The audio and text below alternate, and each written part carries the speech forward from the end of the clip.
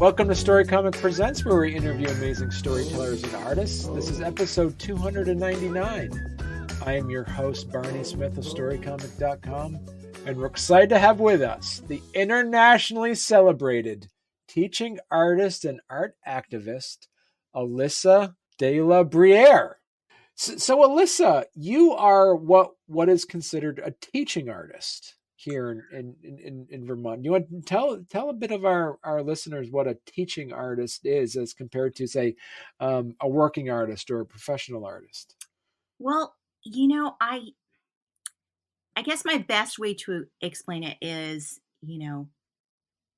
I kind of feel like making my own art and being a professional artist, and I am that. Mm, Um, at the same time, I have an equal passion for sharing what I do and how I do it and kind of lighting a fire underneath other people. And whether that's young people or adults, whether it's beginners or mentorship programs with working professional artists. I really love that process. And there's been lots of times in my career where I've said, okay, Alyssa, it's time to, set down the teaching right, and focus full bore on your work. And every time I do that, there's that missing piece. So right. I do have my art education degree. I did go back after, studying visual art and got my teaching certification. But I've taught privately for a long time, and it's a part of me. And I think there's a big difference between being an art teacher and being a teaching artist. And a teaching artist Mm, is really someone who's coming alongside and mentoring and making art with you right, and sharing their skills and their enthusiasm and their excitement along the way. right. And one of the big draws that people talk about is your mixed media art. Uh, talk to us a little bit about that. I as an artist, the one thing I'm not is a one trick pony. A lot of artists find that one lane that they're Right. in and it sells. And man, if there was one lane that was selling and I was still doing it, I'd still be painting cows, and cows are the thing that sold. Right. And I think it kind of goes with being a teaching artist is that I'm always trying new things. I'm always Right. pushing the limits. I'm always learning new things to teach my students, but I'm never standing still with my work. And so my mixed media work really came with a newfound love of paper and using Mm, paper as an element in painting, not as traditional collage, but really as one more piece that I add into an oil painting, I add into um, an acrylic or a watercolor. So it becomes this sort of sculptural relief kind of a painting. And I right. kind of refer to it not as collage, but as like painting with paper, where the paper becomes part of the brushstroke process. And it's built in lots of layers. And, um, they run the full gamut of being quite representational and quite amazingly. You see it from the back of the room and think it's a painting. And then you get closer and you realize, oh, there's something else there. There's something different about that. Um, to being quite abstract. And I love working on that spectrum, going Right. between representational and abstract.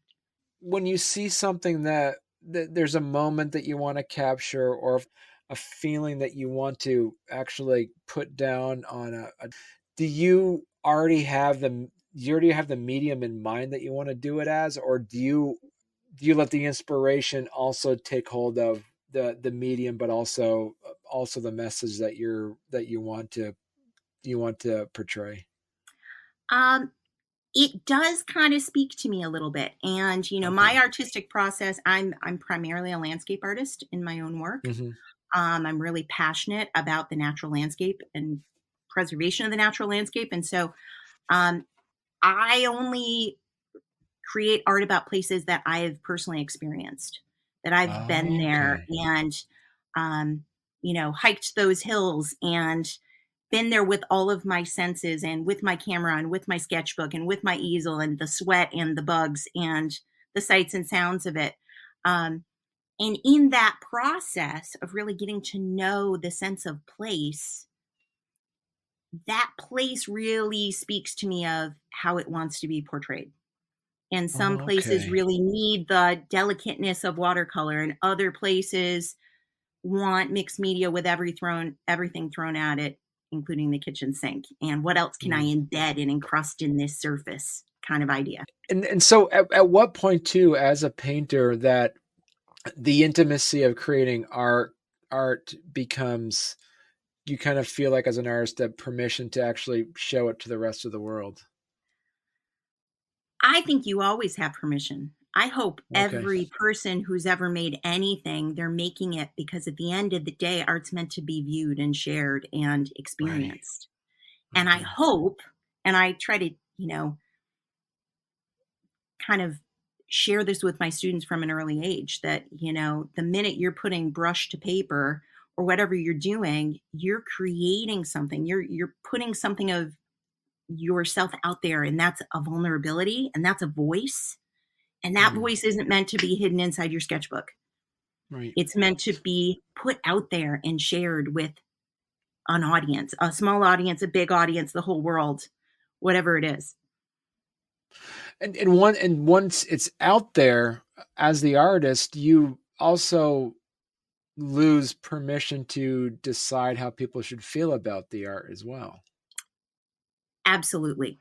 And I think Mm. that's part of the conversation. I'm an artist and I'm a maker, but I'm Right. also an avid art appreciator, and I love art of all genres. I'm an art historian, so I love art from all different time periods and cultures. And in a lot of those rooms, I am that viewer. I'm the appreciator, and I'm the one interpreting what the artist has put out there.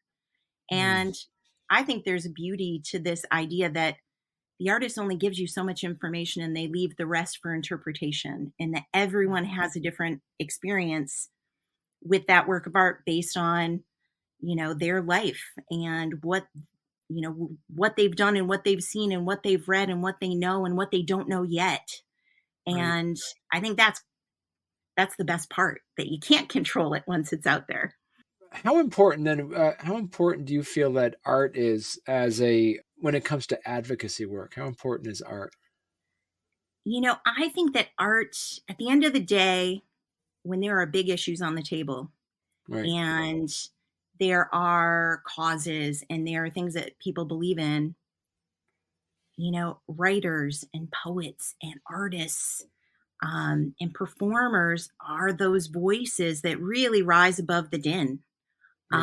and can make a big difference. And, we have these kind of unique talents and gifts that really can be a powerful voice when you lend them to putting them behind a cause or using them to support a cause. And, I kind of see it in sort of like a triad. And, in projects I've done in the past and a project I'm doing now, you know, if I, if my art can first bring awareness to something, and if it brings awareness to an issue or a cause or a place or, you know, something that needs help or protection or a voice, maybe that awareness will bring appreciation.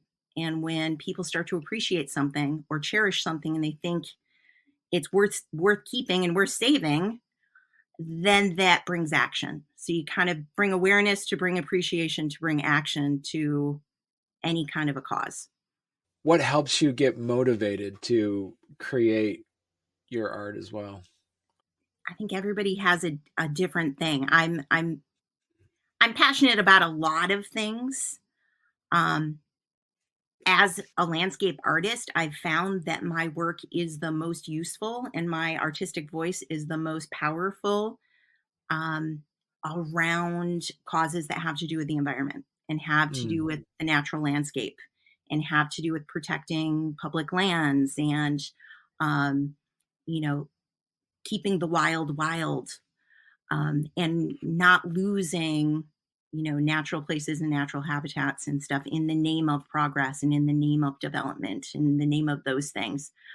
So it's still here for generations to come. Um, Mm. that being said, I'm also an educator, and um, I'm really, really a staunch believer in art education and continuing to have access to the arts for young people and coming up through and not losing that. So I've used my art in that capacity as well. But big projects that I tend to get really passionate about and don't shut up about tend to be about the environment. What would you say is your some of your influences as an artist? Oh my gosh. I, was raised by a mom who was not a visual artist herself, but she was an amazing art advocate and advocate Mm. for artists in Flint, Michigan. I grew up in Flint, Michigan. And from a very young age, I was dragged to all of her meetings and you know, her board work and everything that was supporting the arts. And so I got exposed to museums and galleries and gritty working artists in downtown Flint, Michigan in equal doses. So I have lots of influences. I love New England regionalists like Fairfield Porter and Winslow Homer and Andrew Wyeth and people who were, the way they captured, the environment in that way. I love French Impressionism. I love Paul Cézanne and the way he could deconstruct a landscape and put it back together in a new way that only he saw it. But I also love artists no one's heard of.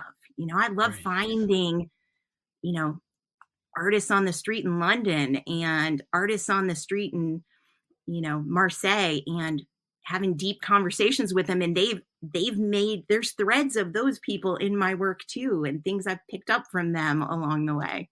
What's your favorite time of day to create then? I'm a morning person, and I think I'm a Okay. morning person, one, because of being a teacher, but also because I raised 3 kids and a set of twins in there too, and I think I became a morning person. Um, but early morning, I love early morning light. I love the Mm, quiet, but kind of before the day starts for people and for kind of the landscape. right. Um, I think I'm most productive between like 5 and 10 in the morning. But I'm kind of both ends. And I think it's because I'm always chasing the light. And, as an Mm, artist, we're always looking for that magical moment, aren't we, as a landscape mm, artist? And so it's sort of that beginning of day, end of day right. are my two kind of facets of work time. And then I put the admin of life into the middle. What's your response when somebody says, "Oh, I don't know how to draw. I was never a good artist." When you see like an adult say something like that. Oh my gosh. And I hear it all the time, all the time. And, you know, the first thing I say is every single person is an artist, and Mm, your art form comes in so many different ways. You might not realize you're an artist because of the way you cook, because of the way you communicate with people. There's so many different ways of having an art form. Um, but some people, it just comes a little easier than others. And for me, I always explain it to everyone as, you don't say you're not a musician because the first time you hit the keys of a piano, you can't play a sonata. Everything takes practice, and it takes practice every single day, and it takes letting yourself be taught and letting yourself make mistakes, and always being on that process equals progress spectrum, mm, that it's not something you conquer. Art's much more like golf than any other sport. It's like always, just beyond the horizon is where you are in the game of art. But I usually throw it back to them and I say, have a little more faith in me as your teacher, because I promise you there's art in you. It's just how much you have to practice and how hard we have to dig, and how many times we have to make mistakes before it starts kind of coming to the surface. the one thing about that we kind of learned from COVID back in 2020 is art is extremely important because that's all we had when we were in lockdown. We had to listen to music or watch TV or go on virtual art tours. So there was a lot that was happening, realizing how important the arts is. Where do you see the future happening for the fine artist now? I think that there's been great things that have come out of COVID. I think there's been Right. an explosion of people owning themselves and identifying as artists. I Mm, think a lot of artists have found new and innovative ways to market themselves, to get themselves out there, to promote themselves, and to teach using kind of Zoom and using the online space as kind of a new place. Um, I think all the traditional routes are still valid and are still important. The world of galleries and the world of, I don't think anything ever replaces in-person teaching and that right. personal bond and communication. Um, but I do think that there's going to be challenges. There's going to be challenges with the world of AI and how that's all going to play out. There's challenges of, you know, art becoming something that, oh, I watched a YouTube video once, and so Yeah. now I can do this. Kind of cookie cutter formulaic art forms. Um, but I think that that's just the growing pains of we're moving into a new phase and a new way that Right. artists show themselves, in a new way that art's made and Right. shared and developed. Talking to a hypothetical student who says, Alyssa, I want to be a working artist. I want to make art. I want to be an artist full time. Um, do I need to make art that I think that people want to buy, or should I be making art that I want to make that speaks to me? I'm always going to tell people to make the art that speaks to them. Yeah. Make the art you want to make, and that art better keep changing and keep growing and keep evolving and keep turning into something else. Because the Yeah. best art that you're going to make, you haven't made yet. Right. And no matter how great that painting is and no matter how exciting that commission is that you just scored, your best art you haven't made yet. Mm. And if you settle for, oh, wow, I'm going to make a lot of money painting cows. Yeah. And we love cows in Vermont, and I do paint cows on occasion. Um, you're missing out on all those ways your art has evolved. During COVID, I'm a landscape artist who paints mostly plein air, or at least does the legwork plein air, and I couldn't do that. I was living in Mm. London. I was in an apartment. I couldn't get out of London. Um, and it pushed me to completely flip my artistic process upside down and Wow. change my way of working for 2 years. And Right. out of that came this newfound love of monotype printmaking. I did a big series about memory of place and creating abstract work and finding facets of it that reminded me of landscapes I've traveled to and that are embedded in my memories. And it Right. was some of the most fulfilling and exciting work I've ever made. And that wouldn't have happened Right. if I hadn't pushed myself in a totally different direction. So, And what do you see some of the unique qualities that the visual arts can produce that other forms of art have challenges doing? I think at the end of the day, visual art is always going to have a wider range of interpretation and a wider Mm, range of conversation between the artist and the viewer. mm, Um, and especially as an artist who does kind of work on that spectrum between some of my work is quite representational and some of it's very, very abstract. And mm, in those pieces, I'm creating completely different conversations with the audience and with the viewer who's looking at mm, them. And that has to do with what the viewer's bringing to the table right, so much. Um, and I think that visual art, you know, has the ability to kind of speak in so many different ways to so many different people, all from the same piece. right. And and how important is community for an artist to be a part of an art community? Um, it's invaluable. And it's one Mm, of the reasons why after, I call myself I'm a traveling artist. And I'm from Newport, Vermont. Newport, Vermont's where my home is, my house is.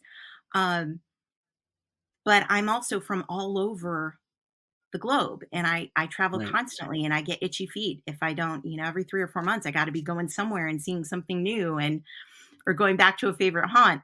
Um, but I'm back again, and I think Vermont is that draw for me because having a community, an artistic community, but also just your people is really, really Mm. important as an artist. You can't work for a long time in isolation. You got to bounce ideas. You got to have dialogue. Um, you have to be part of something bigger than yourself. And Vermont is always that for me. So I always keep coming back. So talk to us a little bit about this. Talk to us a little bit about Postcards from the Parks. Postcards from the Parks was one of those crazy brainchild projects that came out of kind of 2016 in America, and lots of people being frustrated with the direction our country was going, and Right. feeling like our voices weren't being heard, but we were also trying to put fires out left and right as a whole, as a community rising up. Um, and I sort of took it upon myself of saying, okay, I I can't be involved in all the things I care about right now. There's too many. And I've Mm. got to be a mom, and I've got to have a job, but if everybody digs in deep on one thing that they're really passionate about, that's how you can create change and awareness Mm. about issues. And so I kind of got this crazy idea of, going on 40 days in the wilderness in an artist road trip, and kind of going back and following the footsteps of Ansel Adams, and, artists who were out there trying to protect lands to become public lands so that I can go to Yosemite today and it still looks in general the way it looked 100 years ago. Right. Um, and it was right in the time where we were worrying about public lands and national monuments getting, deconstructed and losing their protections. And um, so it started as a whim and kind of this crazy idea. And I packed up my Jeep and, a tent, and the whole car was full of art supplies and, sleeping bags and stuff. And I headed out across the country, and I wanted to just paint and talk to people and share what I cared about and find out what they cared about. And we're both in the Badlands right now. And for some reason, that kind of makes us like all Red Sox fans all at the same time, because we're all here. We're all team Badlands, or we're team, Grand Teton. And you get to have conversations with people on both aisles of politics, of all different religions, of all different belief systems, and share what you care about. And it's amazing what happens when you set up an easel in the middle of a national park. Mm. Everybody talks to you. You're the most popular person in the planet. They want to know what you're doing. They want to tell you about their Uncle Joe who painted a painting that hangs in their living room. I had people pick up a canvas and a brush and sit down, and I taught them how to paint right there, looking at Lower Falls at Yellowstone National Park. It's the world's greatest soapbox. And then I was like, oh, wow, that was pretty cool. I wonder if I can raise some money for the National Parks Foundation. I wonder if I can raise some money for the National Parks Conservancy. And I wonder if I can raise a little money so I can go do this again. Right. So I can go share my story and share these places that people know about, but maybe haven't ever been there. And we used to send postcards when we go to cool places. Right. And when I was a little kid, I couldn't wait for my grandparents to go somewhere cool and send me a postcard, because that was the closest I was going to get to going to that place. And so I kind of got this idea of, well, maybe my paintings are postcards, and I can Mm. send them back to people and be like, look at this amazing place. Look at Black Canyon of the Gunnison that hardly anyone goes to. It's amazing. You need to go. You don't need to Google Earth it. You need to actually go, and you need to not turn your back to it and take a selfie. You need Right. to just go experience it with your own eyes. And maybe if you are engaged by my story and my journey and my work, you'll be like, oh, wow, these places are really cool and really important. And maybe we shouldn't want to, you know, make them vulnerable to development. Maybe we need to protect them so my grandkids can go see them, and my great grandkids. Right. So one trip became two and two trips became three. And I'm not finished yet. COVID kind of got in the middle of things, and I headed to England for a couple of years. But the threads are still there, and I still need to get up to the Pacific Northwest in Alaska, and it's coming in 2025. So Postcards from the Parks will be back. So that's a series that has not finished yet. Then. It's not. It's a continuous work in progress, and I own all of the works. I've sold prints, but the original collection of work, I've never put a price tag on them yet because I've had the greatest gift of being able to show that body of work all over the country and in Europe. I've gotten to speak at universities and high schools and public groups and share my story and share the work. And, speaking of, using your art as a voice, this body of work has had a voice and has impacted people and has raised a lot of money. Is there any other series, Alyssa, that are on your list of inspirations that you're going to be working on? I'm in the middle of one right now. Coming home to northern Vermont, I realized, I travel all over the world to find these beautiful natural landscapes. And at the end of the day, I have a house on the shore of one of the most beautiful spots in the whole planet, which is Lake Memphis Magog up in the Northeast Kingdom. And, it's always been here. It's kind of that thing that you don't see anymore because you live in this beautiful place and you take it for granted. And so I came back thinking, it's time to really give my sense of home and my sense of place its just due. And so I started a project June 1st, and it's 100 days of Lake Memphis Magog. And it's been 100 days of sketching and drawing from my kayak and literally painting out on the kayak and photographing and finding new vantage points. And in this crazy summer, capturing the weather and all the crazy weather that we've had and kind of sharing this place, this, special place that some of us are lucky enough to call home, and using it as a voice of,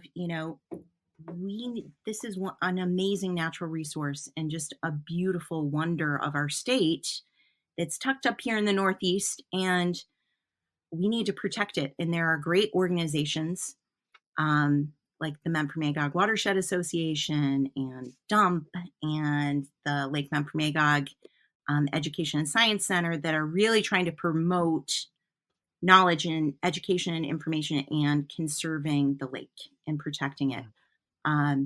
So I'm building this huge body of work, and I'm going to have a show in late October, and a percentage of all the proceeds is going to go to those organizations to keep protecting the place that I love to paint.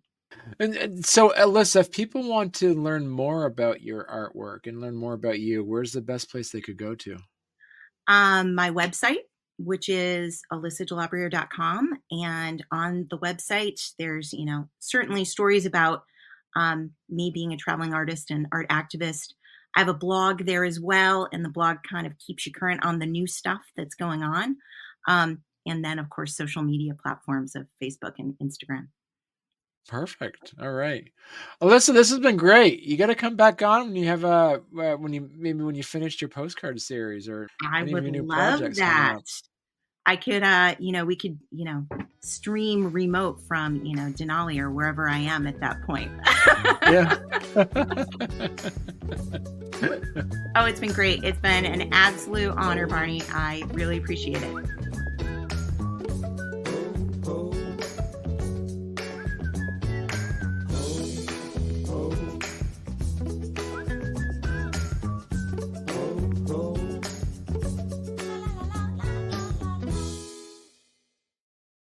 Yeah.